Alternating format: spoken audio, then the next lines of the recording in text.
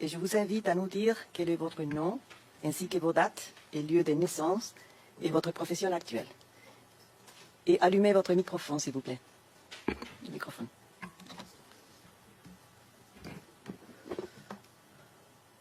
Bonjour, Madame la Présidente. Je vous remercie de me donner la parole. Je m'appelle Laurent Gbagbo. Je vois ici Laurent Koudou Gbagbo. Koudou, c'est aussi mon nom. Mais officiellement, sur les papiers, c'est Laurent Gbagbo. Voilà. Mais Koudou, c'est aussi mon nom. Hein. Donc, l'affaire indique bien qu'il s'agit de moi. Je vous remercie. Et il nous faut aussi connaître votre date et lieu de naissance, ainsi que votre profession. Je suis né le 31 mai 1945 à Gagnoa, en République de Côte d'Ivoire. Gagnoa, G-A-G-N-O-A, en République de Côte d'Ivoire.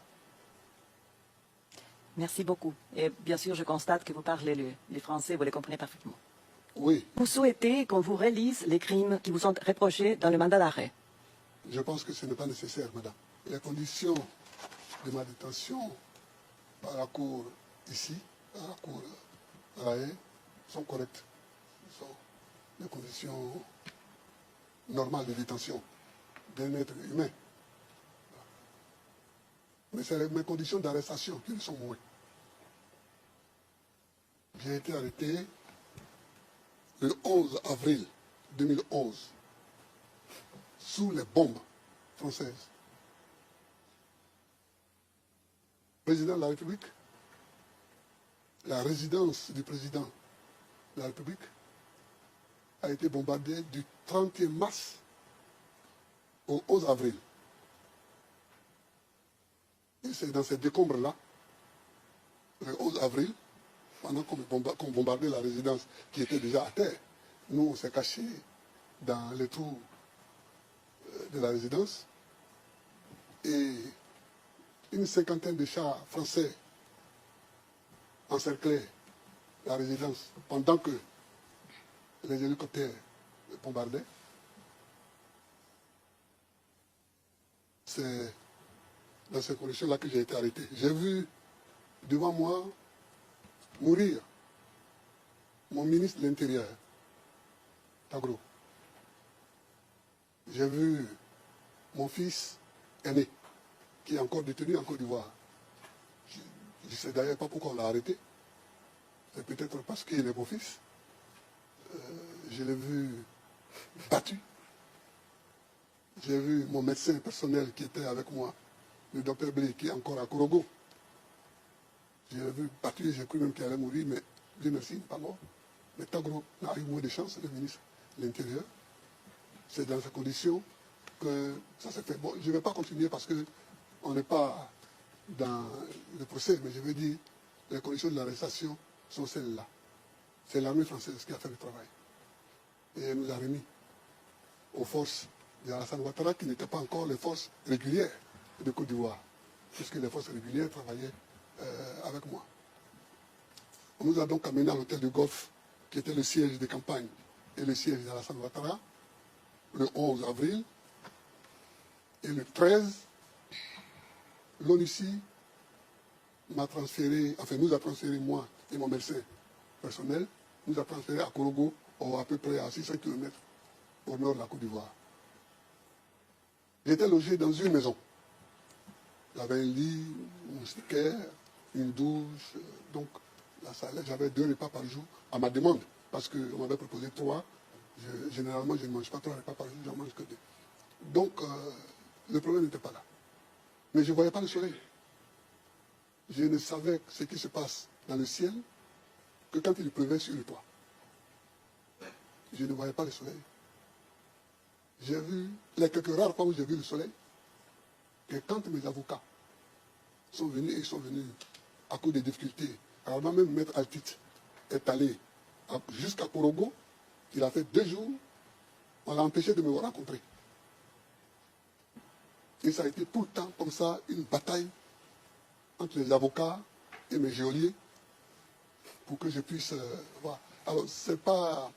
Je pense que ça, ce n'était pas correct. Bon, là aussi, je vais m'arrêter parce que ce n'est pas une séance pour apitoyer les gens. Hein.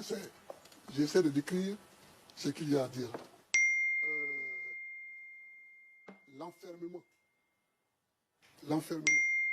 Sans pouvoir marcher, sans pouvoir voir le ciel, sans pouvoir sortir. A fait que j'ai eu de nouvelles pathologies, en plus de celles que j'avais déjà. Et je ne suis plus un jeune homme, comme vous le voyez, madame. Je ne suis plus un jeune de 20 ans ni de 30 ans. J'ai aujourd'hui 66 ans.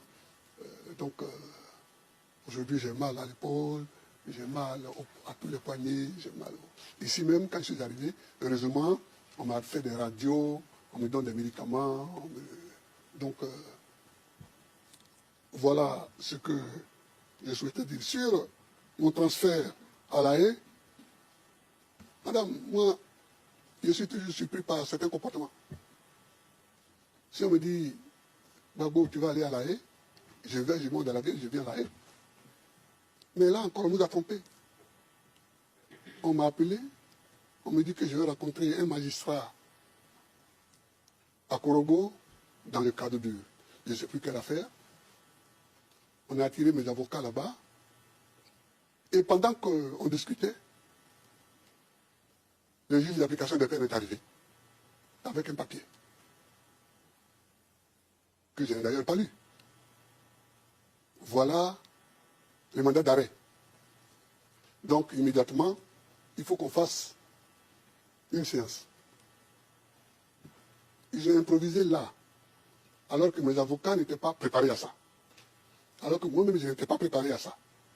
Ils ont improvisé là une séance de jugement pour que la Cour donne son autorisation à mon enfermement. Madame, je ne regrette pas d'être là, je suis là, on va aller jusqu'au bout.